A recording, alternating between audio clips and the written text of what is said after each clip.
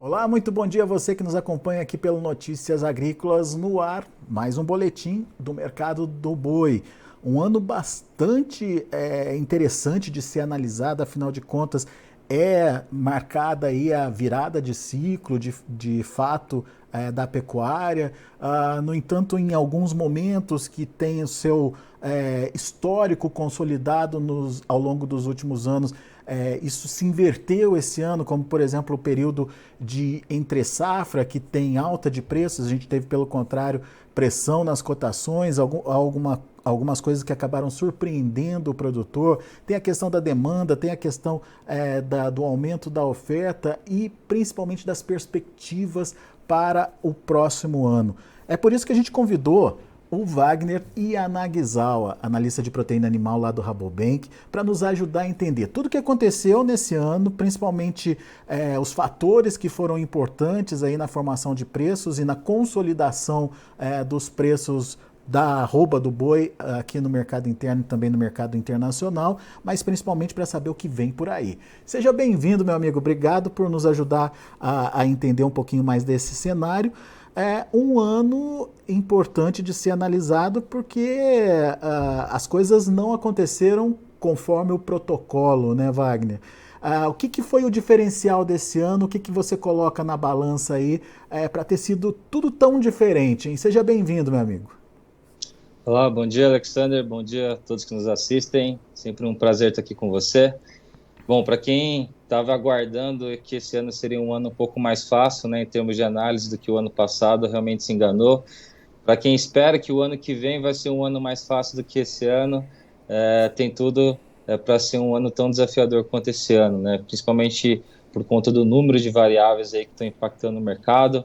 No começo desse ano, a gente teve um mercado realmente bastante impactado, né, em termos de aumento de preço, principalmente consequência do período pós-suspensão para a China, né, que aumentou aí a participação das exportações no preço local, e isso realmente trouxe um cenário de aumento de preços quando sazonalmente tem uma queda de preços.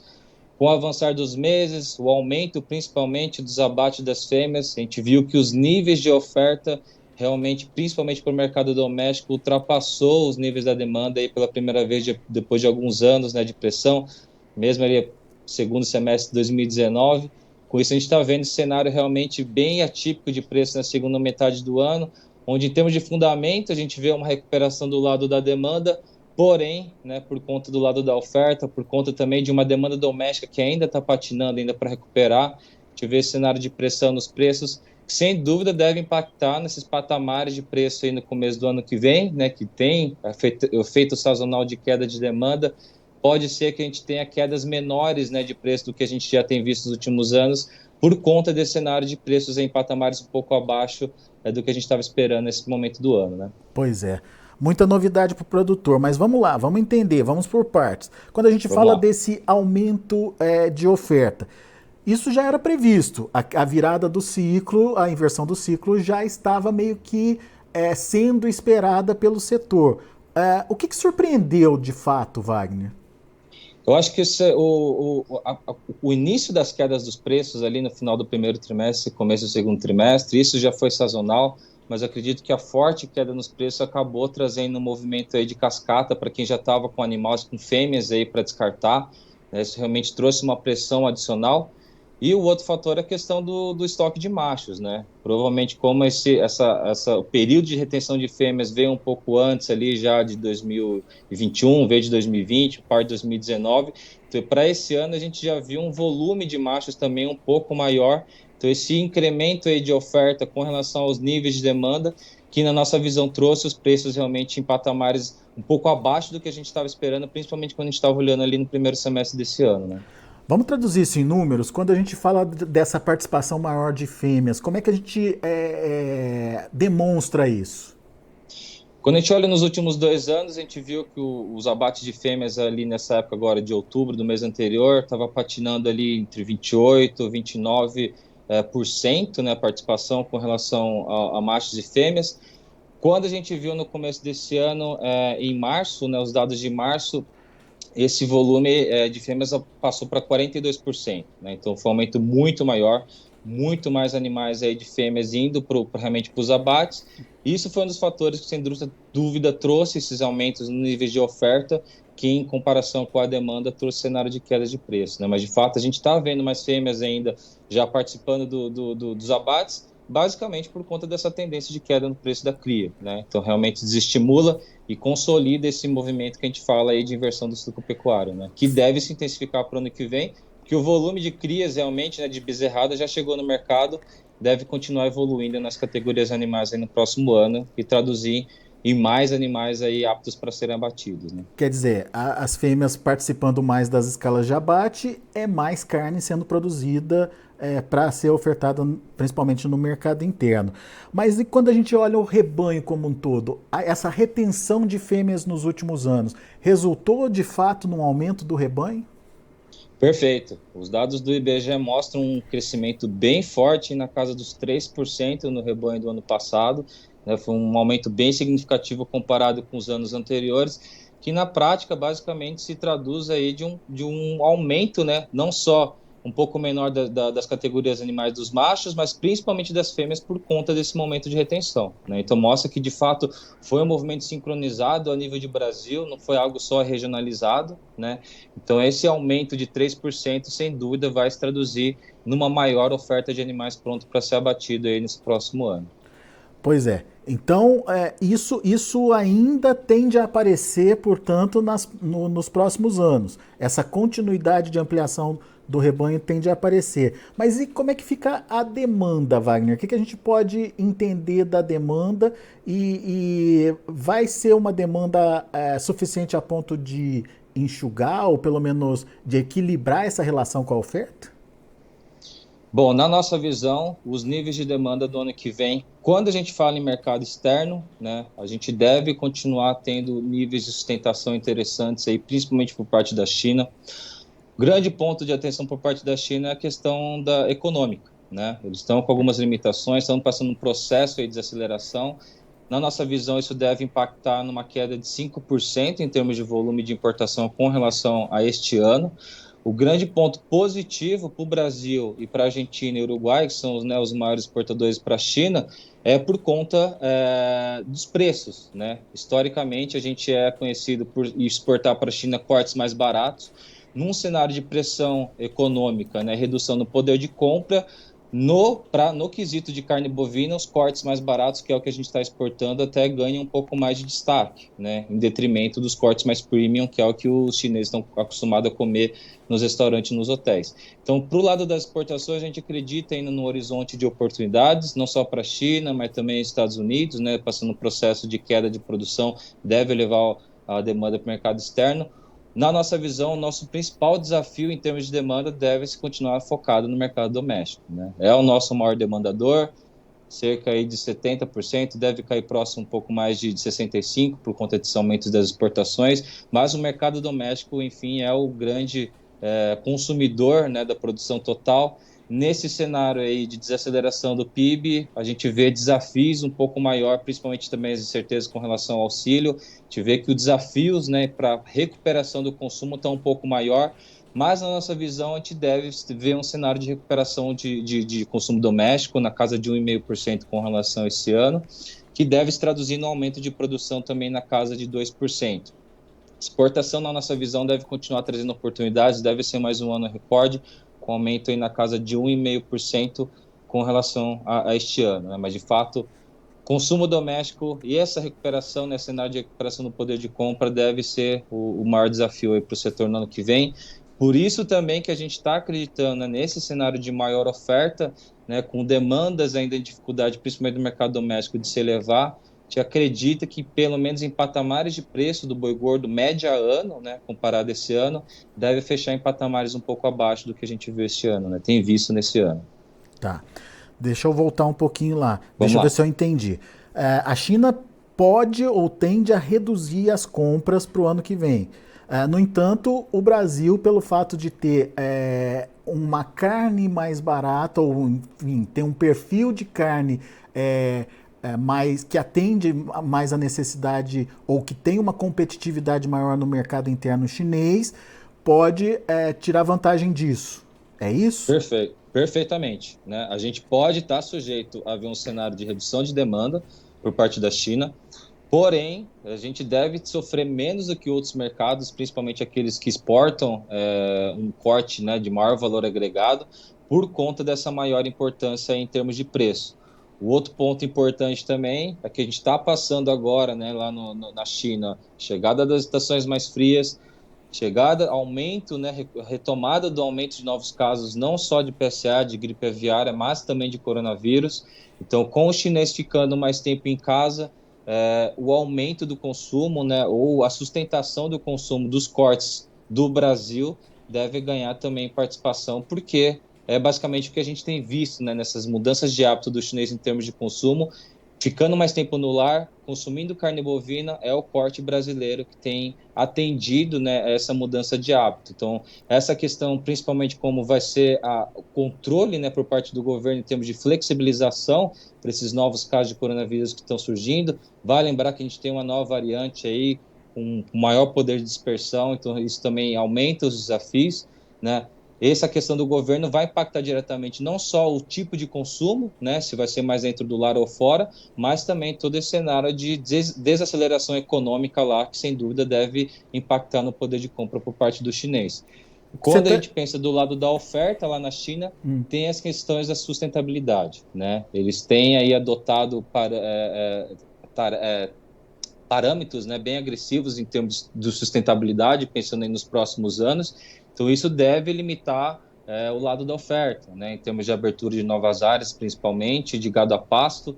Então, essa limitação de oferta, num cenário onde a demanda, na nossa visão, tem tendências, né, de se manter em crescimento, inevitavelmente o mercado externo acaba sendo uma válvula de escape para manter, né, os níveis de oferta para o mercado doméstico. Agora, o Wagner, o fato do chinês consumir a carne em casa, isso muda o padrão, obviamente, da carne consumida. Isso reflete em preço pago também? A gente pode ter uma redução dos preços pagos pela China no mercado internacional, pela carne brasileira? Se a gente vê um cenário de redução, né, nos preços da carne bovina ou sustentação dos patamares atuais, né, que isso realmente é bastante possível, a gente deve ter um ano de 2023 com menos amplitudes de preço, tanto para cima para baixo, mas patamares de preços menores do que o ano anterior, eu não tenho dúvida que o importador chinês vai se aproveitar disso para pressionar os preços também, que é realmente o que a gente tem visto aí nesses últimos meses, né? A gente viu a China realmente se descolando, né, em termos de média de preço com relação à média dos outros mercados, né? A China está pagando mais do que os outros mercados e tem que pagar para conseguir manter, né, os níveis de demanda, de oferta que ela tem conseguido. Mas isso tem sido, nos últimos meses, a gente tem visto uma pressão do lado dos importadores, né? Tentando renegociar lotes, basicamente porque os patamares de preços não estão conseguindo ser repassados para o mercado doméstico, né? Então, é um cenário realmente parecido que a gente pode ver no ano que vem, se de fato a gente vê níveis de preço do boi gordo menores do que a gente está vendo esse ano. Traduzindo isso para arroba, será que a gente perde aquele ágio que geralmente a gente tem visto aí no boi China? Eu acredito que pode ter um cenário de redução, sim, tá? Principalmente pensando nessa expectativa de queda na casa de 5% das importações totais, né? Eu acho que acredito que o Brasil deve ser um dos mercados, deve ser menos impactados, mas sem dúvida está sujeito a essa queda na média, né, de 5% por conta dessa dinâmica do mercado doméstico lá e da economia desacelerando. Não tenho dúvida que em termos de arroba isso pode também se traduzir em pressão nas margens, que é basicamente o que a gente olha na questão do ciclo pecuário, né? No início do ciclo ali a gente vê principalmente ganhos de margem fortes para o lado da cria, né? Porque você acaba recebendo pelo boi gordo um preço mais alto do que você pagou no bezerro, só que na ponta final a gente vê essa questão também, né? A reposição com patamares de preço um pouco mais alto e o preço do boi gordo em patamares um pouco mais baixo. E tem até um efeito compensatório, vamos dizer assim, né? Por conta da questão do ciclo pecuário. Muito bom. Isso é China. Agora, e o nosso segundo maior consumidor, que é os Estados Unidos? O que a gente pode esperar deles? Bom, vamos lá. Estados Unidos realmente está passando por um momento onde o clima está pesando bastante lá na produção, né? Já é o terceiro ano de seca, já de níveis, né, de chuva abaixo das médias dos últimos anos, pelo terceiro ano seguido. Então, isso de fato está impactando muito, não só a oferta e disponibilidade de alimento para esses animais, mas também tem favorecido o aumento do abate de fêmeas, né, para continuar atendendo o mercado doméstico. Então, acho que o grande ponto dos Estados Unidos esse ano é que eles devem, a partir do ano que vem, ver um cenário de redução de produção. Tá? A gente está projetando uma queda em torno de 3,5%. E o grande ponto é que a gente acredita, na nossa visão, pelo menos nesse momento, de que essa queda de produção vai se perdurar pelo menos até 2024 e parte de 2025. Tá? Então, isso, como eu disse, como vale lembrar que os Estados Unidos é um grande exportador de carne, mas é também um grande importador de carne. Então, eles devem reduzir as exportações no ano que vem, na nossa visão, na faixa de 6%, que em termos de volume vai dar algo em torno de 90 mil toneladas. E, em contrapartida, eles devem aumentar as importações na casa aí dos 40 mil toneladas. Tá? Então, isso era algo que a gente também já estava sinalizando, né? Um horizonte onde a produção vai estar em redução e o mercado doméstico ainda sendo desafiado, principalmente por conta da inflação, mas com patamares ainda interessantes de consumo, e inevitavelmente os Estados Unidos vai ter que vir para o mercado externo, né? E Ô, aí entra no Brasil todas essas expectativas que a gente está vendo em termos de cota, né? pois é, essa necessidade dos americanos, né, dos Estados Unidos, de comprar carne pode mudar essa política tarifária que hoje existe. Tem essa questão tarifária que acaba limitando as nossas vendas para os Estados Unidos, né? Isso pode mudar, vai, diante dessa necessidade? A gente ainda não tem, infelizmente, nem nada de concreto em termos de data, de prazo, tá? Mas quando a gente olha os fundamentos, não só por questões de preço, né? O Brasil continua ofertando uma das carnes mais baratas do mundo, mas por questões de oferta também, porque a gente está passando por essa consolidação do ciclo pecuário, que a gente está esperando um aumento maior de oferta. É difícil não achar um exportador mais ideal nesse cenário do que o Brasil, pensando nos Estados Unidos, né? Mas vale lembrar que essa coda de 65 mil toneladas tem limitado bastante, né? Para os Estados Unidos, em março, né, só no terceiro mês, apenas no terceiro mês, a gente já atingiu essa cota e tem impactado principalmente os níveis de importação nos próximos meses, né, em comparação com os níveis do primeiro trimestre, principalmente por conta de uma tarifa aí na casa dos 24%, 25%. Né? Então, para alguns players ainda viabilizou essa tarifação, mas para outros reduziu um pouco a demanda. Então, se os Estados Unidos vão precisar de mais carne no ano que vem do mercado externo, acredito que o Brasil é um dos perfis aí ideais, né, em termos de oferta, não só por conta de aumento de oferta, mas também por conta de aumento de oferta do tipo de carne, né, de corte que os Estados Unidos têm demanda, que é a questão do corte dianteiro, porque basicamente a gente tem no mercado doméstico uma preferência maior pelos cortes traseiros. Então sempre foi um desafio para a indústria, né, a liquidação desses cortes dianteiros. Então é outro ponto ainda que favorece a nossa competitividade para os Estados Unidos. Mas infelizmente ainda a gente vê, né, as associações aí tentando trazer novas alternativas, né, para o lado da BIEC, eles estão tentando negociar cotas de volume que não estão sendo utilizadas por outros países para ser destinado aqui para o Brasil. É uma ótima alternativa, mas ainda sem nenhuma data. Mas fica essa expectativa, né? Acho que isso pode acontecer tanto aí nos próximos meses, pode ser um pouco mais para o segundo semestre, mas acredito que a gente está bem próximo aí desse cenário por conta de fundamentos de mercado mesmo.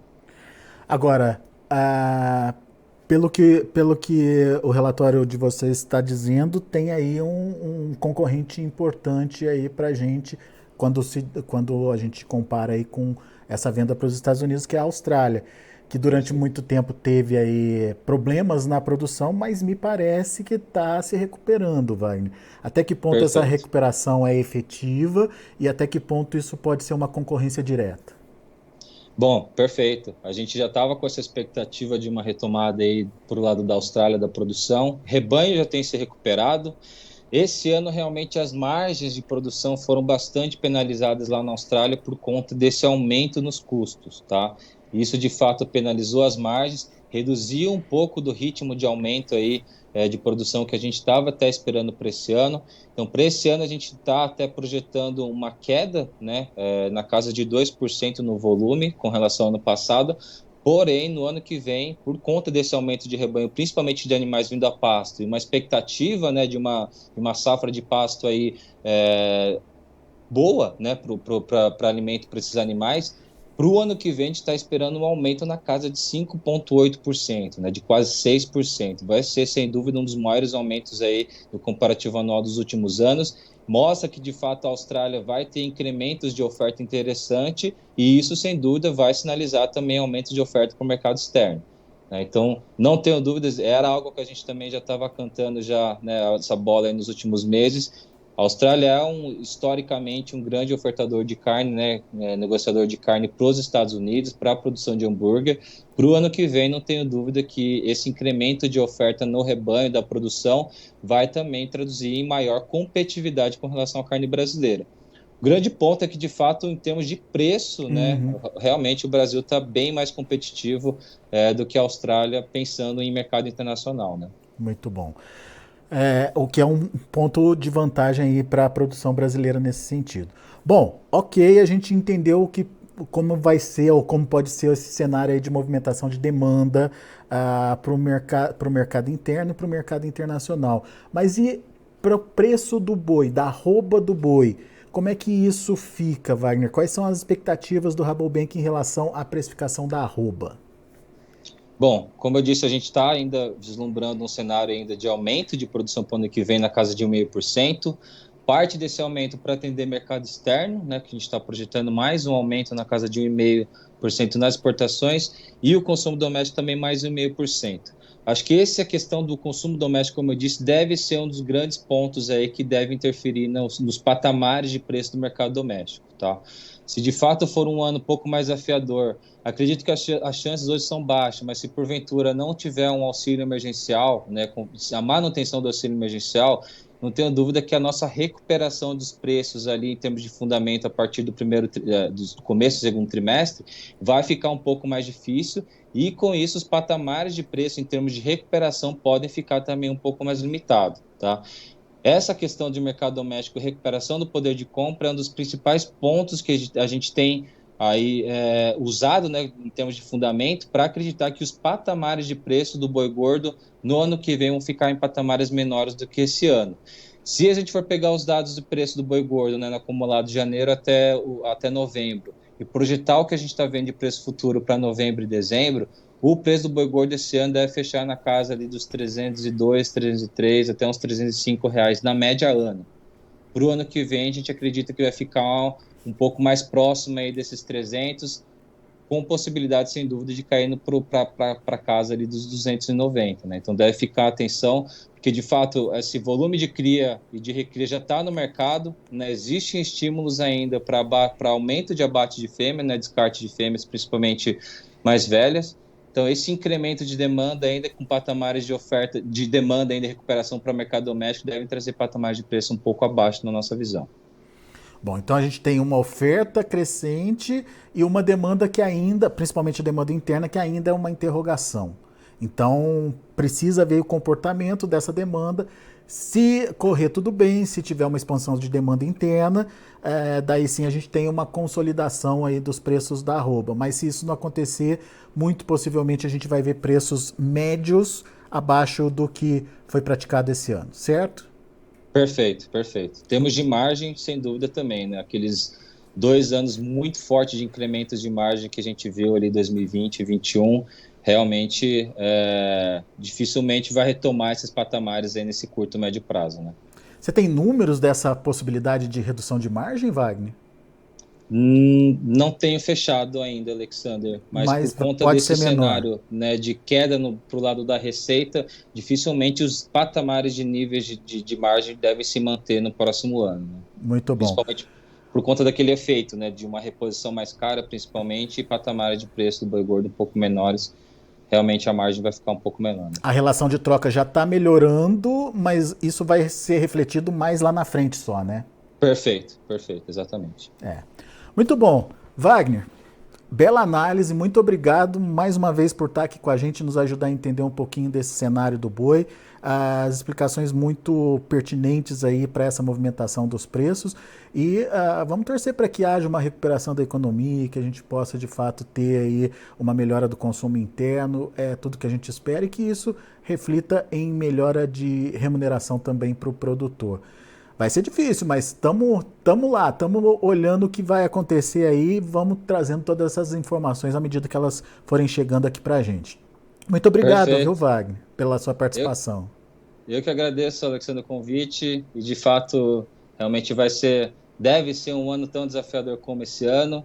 Acho que principalmente como uma coisa que eu tenho falado muito com os clientes esse ano é a questão do uso das ferramentas como derivativos. Para isso a gente tem ofertas, soluções também aqui no Rabobank, mas de fato negociações, planos de estratégia se mantendo realmente no curto prazo, sem grandes tomadas de decisões de médio e longo prazo, porque promete um ano realmente grande volatilidade como foi esse ano 2021.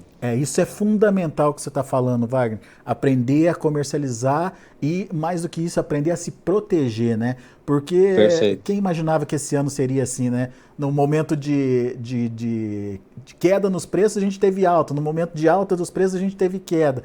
Coisas invertidas aí e que o produtor nunca esperava por isso. Enfim, se protegendo, ele consegue pelo menos minimizar os problemas dessas variações imprevistas, né? Sim, e o mais legal, o mais interessante de tudo é quando as tomadas de decisões são acertadas, né? A gente teve alguns casos de clientes que conseguiram fazer travas ali em abril, maio, onde agora em outubro, novembro bateu mais de 340. A felicidade é indescritível, né? Pois é, para o mercado uma tomada de decisão. Para o mercado que está pagando 290, né? 280, Exato. né?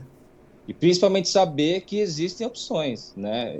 O preço realmente é uma questão que, para o lado do produtor, é difícil de controlar, mas pelo menos existem opções no mercado hoje para tentar pelo menos minimizar, né, esses riscos aí, principalmente quando a gente fala de suspensão para o mercado externo, porque os níveis de previsibilidade é quase zero. Vide, né, esse cenário de China no segundo semestre do ano passado e primeiro semestre desse ano, impacta o mercado e a gente realmente não tem o que fazer, porque é o lado comprador, né? O cliente sempre é o que define, né, como vai ser o mercado. Exatamente.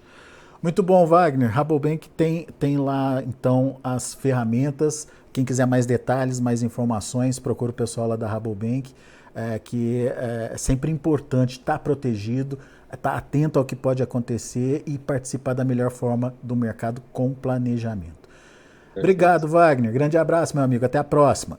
Até a próxima, Alexandre. Até a próxima. Obrigado pela atenção de todos aí.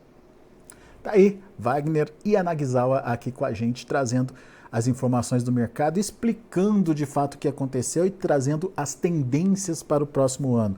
Próximo ano, então, é de uma média de preços abaixo do que a média desse ano, principalmente para arroba. Em termos de renda, não tem números fechados ainda, mas a tendência também é a mesma, de que a renda do produtor também diminua, não seja igual a que a gente viu acontecer nos últimos 2 anos.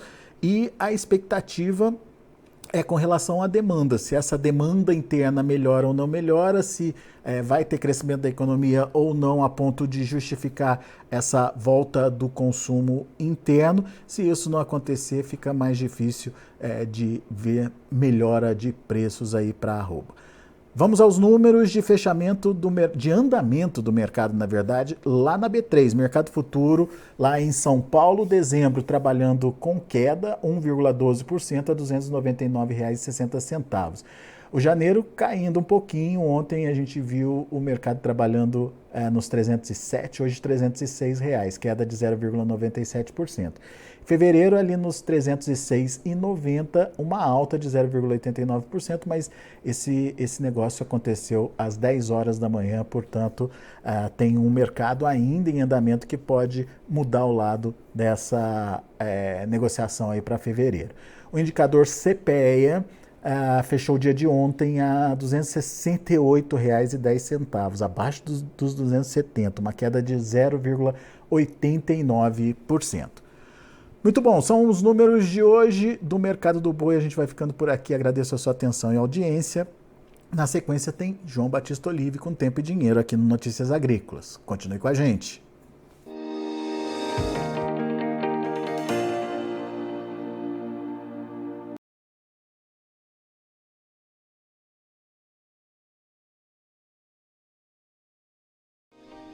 Se inscreva em nossas mídias sociais. No Facebook, Notícias Agrícolas. No Instagram, @Notícias Agrícolas. E em nosso Twitter, @Norteagri. E para não perder nenhum vídeo, não se esqueça de nos acompanhar no YouTube e na Twitch, Notícias Agrícolas Oficial.